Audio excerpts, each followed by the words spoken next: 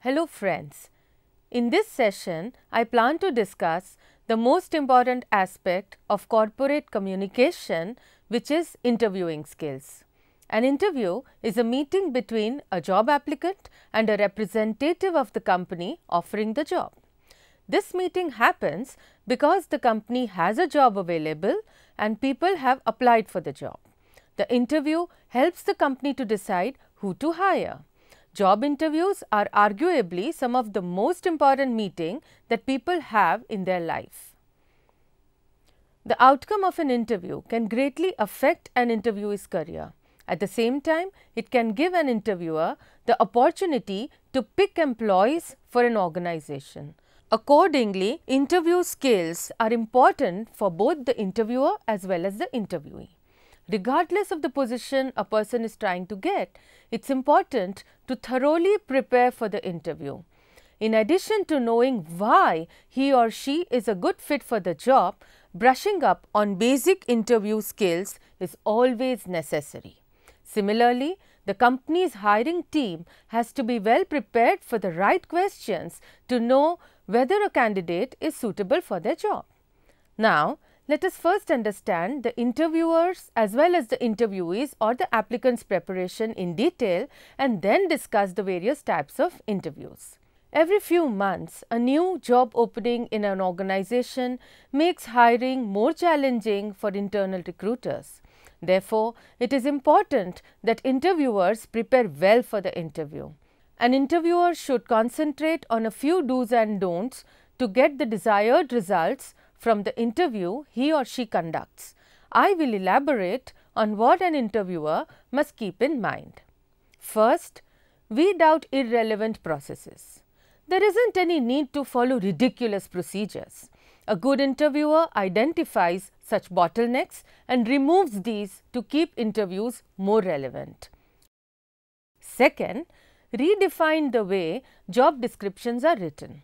The traditional way of writing job descriptions no more attracts talent. There is no need to write lengthy job descriptions comprising a huge list of requirements. Instead, it is quite appropriate to be precise in order to attract more candidates. Third, outline the general questions to be asked. Most interviewers can concentrate on asking adaptability and suitability questions, motivating questions, teamwork and manageability questions, management questions, or even entry-level questions depending on how suitable the candidate is.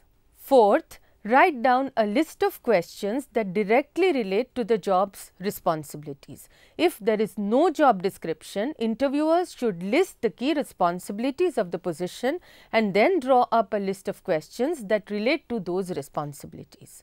Fifth, review the candidate's resume before the interview. By preparing interview questions after reviewing the resume, an interviewer is showing the candidate that he or she has taken the time to scan the resume properly in order to ensure a productive interview.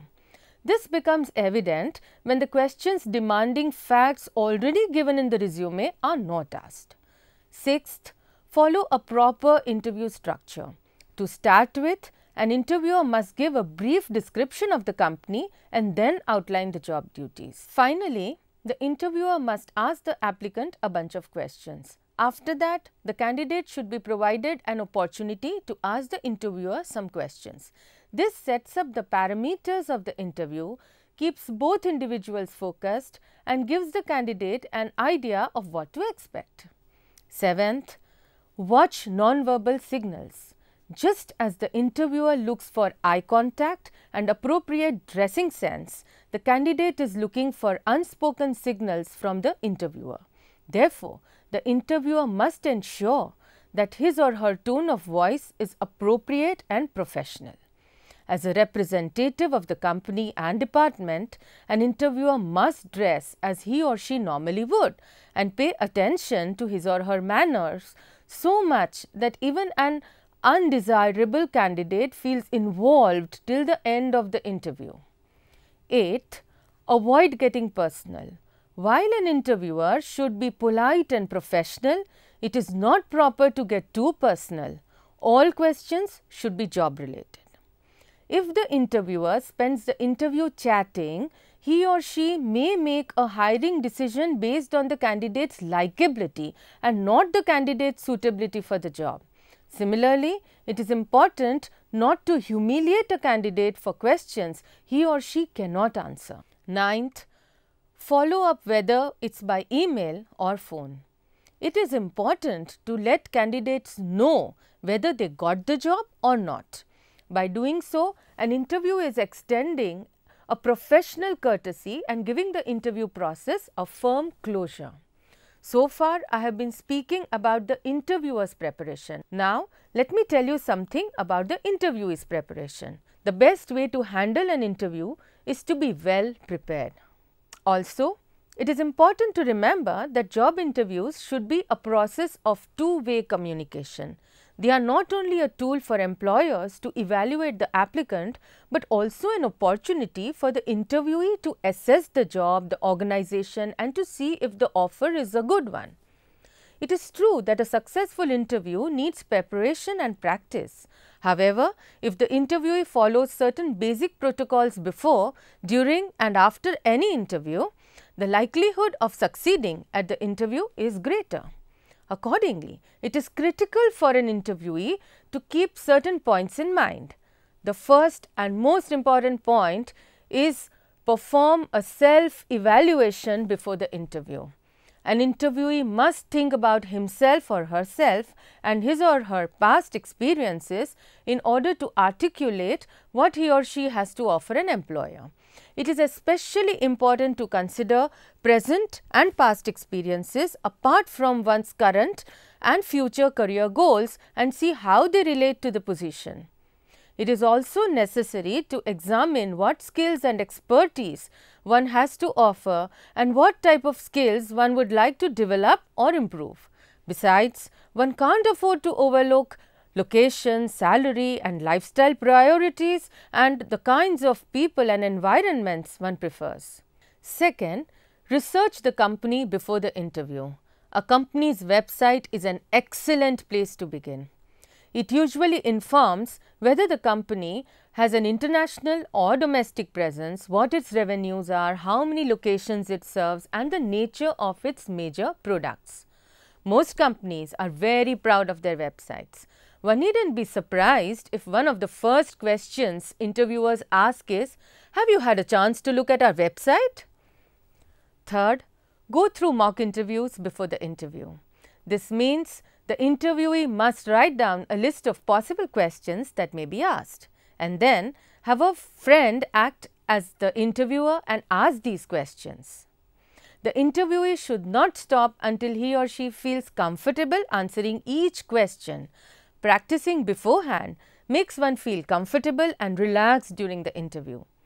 Fourth, dress professionally for the interview. In today's environment, wearing a suit isn't always necessary.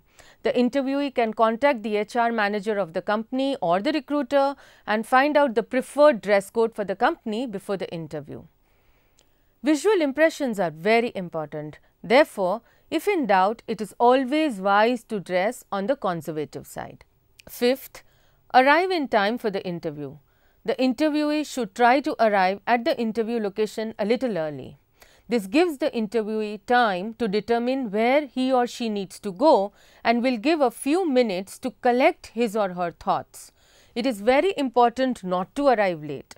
Nothing destroys the interviewee's chance to impress the employer more than arriving late and offering no explanation. If the interviewee learns at the last minute that he or she is going to be arriving late at the interview, he or she must call and let the interviewer know. Interviewers understand that things come up suddenly. The interviewee will not be considered late if he or she calls and makes them aware of the fact. Sixth, smile during the interview and control your body language. A smile denotes confidence in a candidate. The interviewee must not smile often. Also, he or she must not be afraid to use some hand animation while answering questions. This suggests enthusiasm. Also, it is important to use good posture, look at the interviewer right in the eye, sit up straight and not slouch. Seventh, listen attentively before answering any questions during the interview. The interviewee must allow the employer to begin the interview, but must be prepared with some opening statements or questions such as, "I understand that this position involves," or "What are you looking for in a job candidate?" The interviewee should also make sure he or she understands the question. If not, he or she must ask the interviewer to clarify it. Also, it is okay to take some time to think before answering. Interviewers are impressed with people who think and answer. 8. Project previous employers positively during the interview. An interviewee should never say anything negative about his or her current or previous employer. No matter how much the interviewee may have disliked someone, it is best to give every experience a positive spin. 9th, be truthful during the interview. The interviewee should not lie when he or she is asked about something that he or she may have never done. This is because the next question will be, "Tell us about it." 10. Be prepared to answer questions based on the resume during the interview. The interviewee should be prepared to talk about every fact that is on the resume. Many people embellish their accomplishments on the resumes. Such practices should be avoided, since the only point of reference an interviewer has about the interviewee is the resume he or she provides beforehand. 11. Thank the interviewer before leaving. Before leaving, the interviewee should make sure to verbally thank the interviewers for taking the time to interview him or her. Such formal thanks needs to be a graceful action done with proper eye contact and gesture. 12. Be persistent.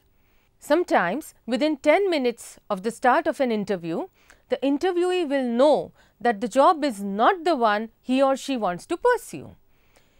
If the interviewee begins to feel this way, he or she shouldn't give up on the interview.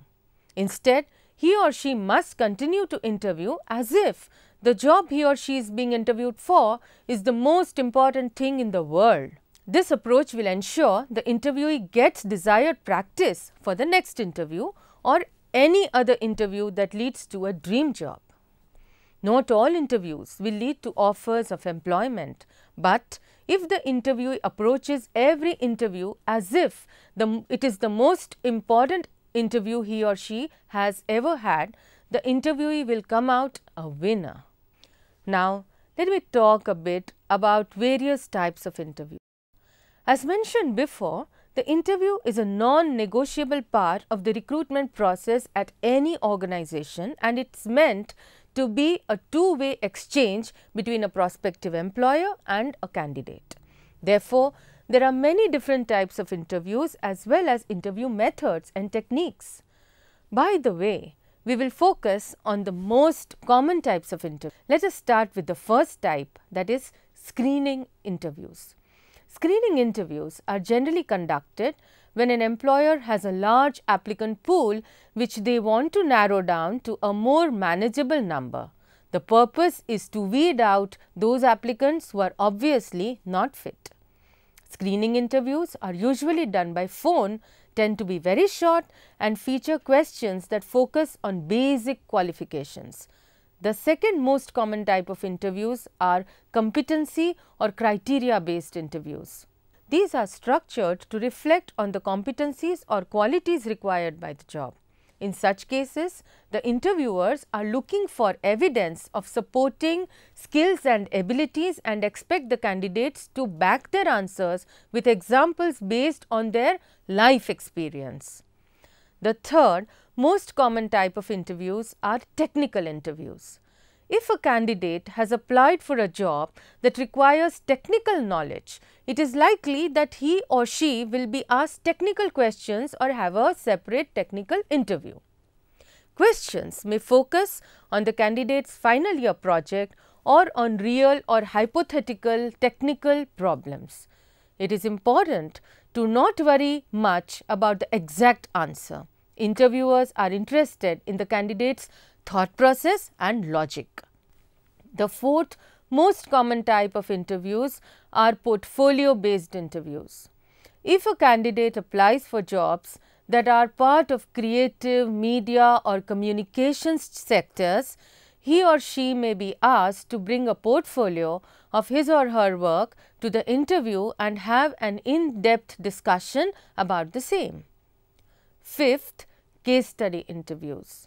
In such interviews, candidates are presented with a hypothetical or real business problem and evaluated on how they analyze the problems, identify key issues, pursue a particular line of thinking or organize their thoughts. Sixth, panel interviews. Sometimes the employer will have a selection committee, that is, have multiple people interview the candidate at the same time. Panel interviews are very efficient from the employer's perspective because it allows them to do many interviews all at once.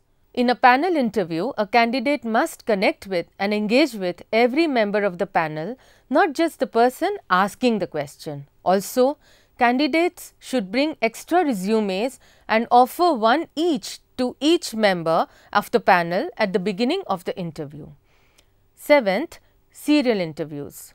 In a serial interview, a candidate meets with several people throughout the day who interview the candidate back to back, one after the other. Serial interviews are physically and mentally tiring because they can often take the entire day. Incidentally, every time a candidate moves forward to the next interview, his or her chances of getting hired improve. Serial interviews are typically used for senior level positions, but there are exceptions. 8. Lunch interviews. Sometimes the employer will invite the candidate to an interview lunch or even dinner. Interview lunches are quite unstructured and interviews are known to evaluate a candidate's social skills and manners during such meetings. When ordering off the menu, a candidate should stick to something that's easy to eat. At the same time, a candidate should avoid ordering an alcoholic drink during a lunch or dinner interview. 9th, group interviews. A group interview is the opposite of a panel interview. Instead of several interviewers interviewing one candidate, one interviewer will interview several candidates at the same time during such an interview. In such situations, the interviewer does not ask questions to any candidate in particular. Instead, he or she expects someone from the candidate group to emerge as a leader.